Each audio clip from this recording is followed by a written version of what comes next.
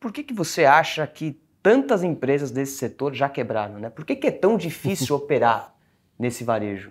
Quais são as características ali, talvez já entrando em números, balanço, por que é tão difícil esse setor? É uma boa pergunta que eu não tenho resposta, tá? Eu já vou antecipando aqui que você falou na introdução, pô, vamos explicar um pouquinho o que o Luiz Barsi comentou e tudo mais.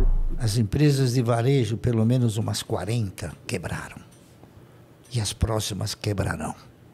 Tá certo? Magazine Luiza, um dia vai quebrar. Eu não sei quando, mas ela vai quebrar.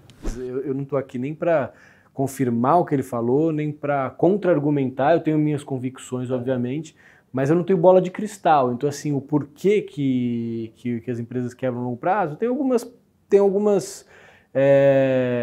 inputs sobre isso, tá?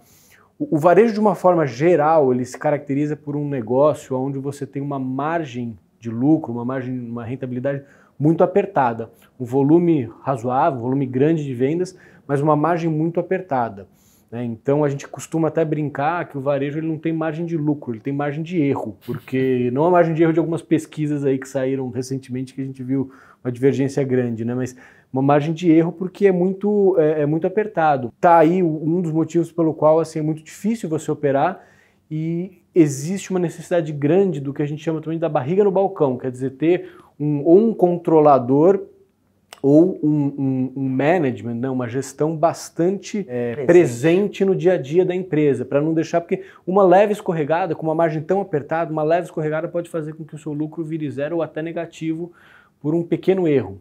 Entendeu? Então, quando você tem negócios onde a margem é muito apertada, o espaço para você ter um erro ali, ele é muito reduzido, porque você não pode vacilar em pequenas coisas, né? Você tem que estar controlando o custo. Até o Galeazzi tinha uma frase muito boa que era custo é que nem unha, você tem que estar sempre cortando. Então você tem que estar sempre ali em cima, uma gestão muito eficiente, cortando custos, controlando custos, para não deixar essa pequena margem virar zero, ela desaparecer, né? O próprio Bezos, que durante longos anos foi CEO da Amazon, fundador da Amazon, disse que a sua margem é a minha oportunidade, né? Exatamente. Então, é muito competitivo também, né? Esse é um outro ponto muito bom, Matheus. Assim, a competição dentro do varejo, ela é, de uma forma geral, bastante acentuada.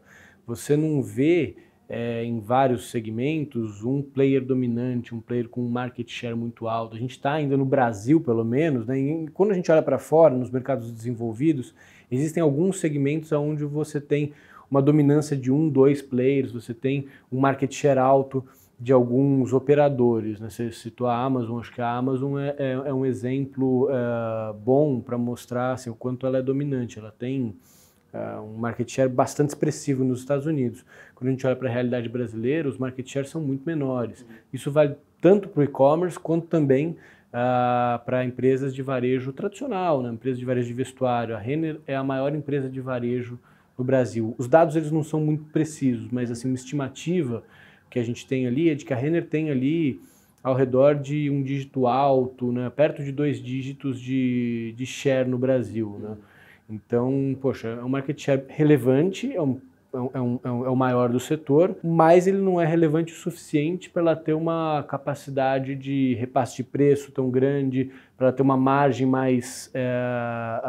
menos apertada do que outros varejistas, do que ela mesma entrega. Então, também tem essa questão da competição, porque é isso, assim, quando você tem um setor com uma margem um pouquinho melhor, um subsegmento com uma margem um pouquinho melhor, dado que tem poucas barreiras de entrada, você tem sempre um outro operador querendo tentar roubar a market share e se tiver balanço para fazer isso, em momentos de vacas magras é mais difícil porque o balanço das empresas está mais apertado, os juros altos, né, o crédito está menos abundante do que era no passado, mas em momentos de bonança, quando você tem crédito disponível para as empresas, com juros bastante baixo, você tem aí uma competição que ela se acentua.